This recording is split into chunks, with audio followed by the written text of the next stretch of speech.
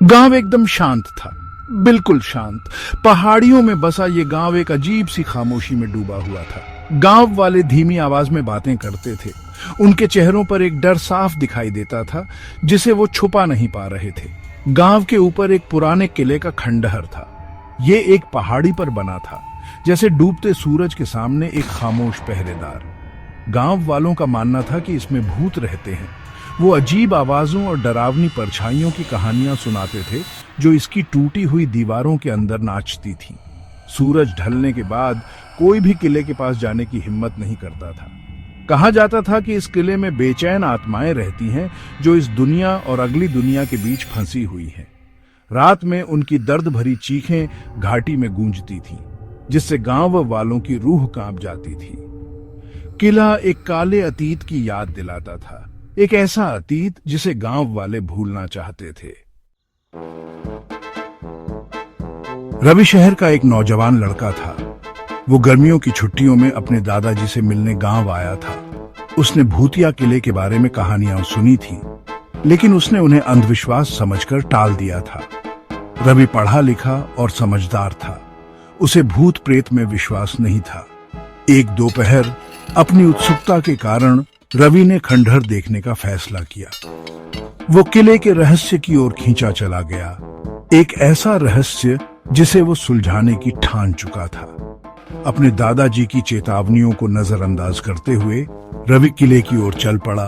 उसके बैग में एक टॉर्च, एक कॉपी और एक कैमरा था। वो ये साबित करने की ठान चुका था कि ये कहानियां बस मन का वहम है। जैसे ही रवि किले के पास पहुंचा, उसे एक अजीब सा एहसास हुआ। हवा ठंडी हो गई और उसके कदमों की आवाज के अलावा वहां सन्नाटा छा गया। हिचकिचाते हुए वो टूटी हुई दीवारों के अंदर गया। किला पास से देखने पर और भी डरावना था। दीवारों पर टूटी हुई नक्काशी थी, जिनमें एक भूले हुए युद्ध के दृश्य दिखाई दे रहे थे। उसने अपना कैमरा निकाला और तस्वीरें लेने लगा। जैसे जैसे वो किले में आगे बढ़ता गया, उसे फुसफुसाहट सुनाई देने लगी। ये फुसफुसाहट परछाइयों से आ रही थी, धीमी और अस्पष्ट। उसने अपनी टॉर्च अंधेरे में घुमाई, लेकिन वहां कुछ भी नहीं था। अचानक उसे अपने पीछे एक ठंडी सी मौजूदगी महसूस हुई। वो घूमा और उसने एक परछाई देखी, जो आसपास के अंधेरे से भी ज्यादा काली थी। ऐसा लग रहा था जैसे उसका कोई स्रोत ही नहीं है, मानो उसकी अपनी एक जिंदगी हो। रवि ने अपना कैमरा उठाया और एक तस्वीर ली। फ्लैश की रोशनी ने एक पल के लिए परछाई को रोशन कर दिया, जिससे एक भयानक चेहरा दिखाई दिया।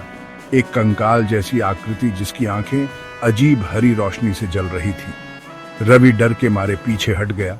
उसका कैमरा नीचे गिर गया। वो भागकर बाहर की ओर भागा। उसकी धड़कन तेज हो गई थी। वो तब तक नहीं रुका जब तक वो गांव नहीं पहुंच गया।